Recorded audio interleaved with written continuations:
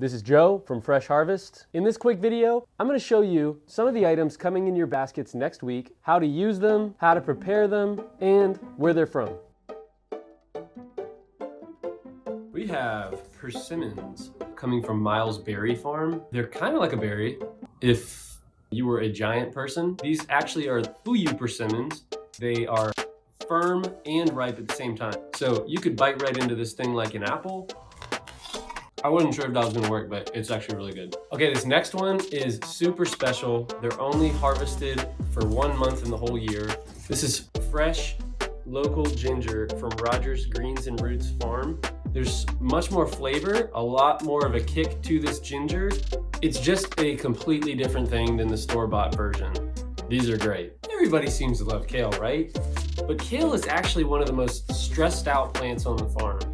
Anxiety and stress creates bitterness. Bitterness leads to resentment. The next thing you know, you're just not enjoying your meal. Massaging kale, super important. Check out the link below to show you exactly how to become an expert kale masseuse. Next up, we have acorn squash. These are coming from McClellan Farm. They last for months, so you don't need to rush to use them. You can eat the skin. I'd recommend using this stuffed acorn squash recipe below. Delicious. Do you suffer from high cholesterol or high blood pressure? Many of us do. A natural heart defense can be found in these oyster mushrooms from Orchard Valley Farms up in North Georgia.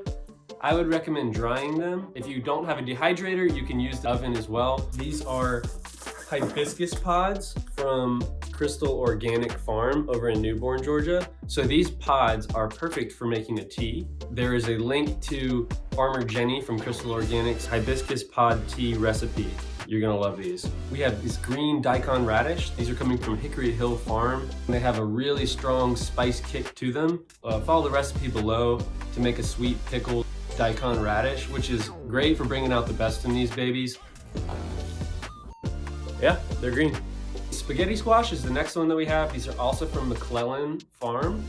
I like to cut them in. You know what? I'm not gonna try and give you the recipe. Just check out the recipe below. And we have Hakurei turnips. I just eat them raw. Maybe I'm weird. They have a very mild spice to them. I dip them in hummus. Of course, you can roast them, and I'll put a recipe for that below as well. So hopefully now you have a little bit of a head start on how to use next week's produce. So good luck and happy cooking.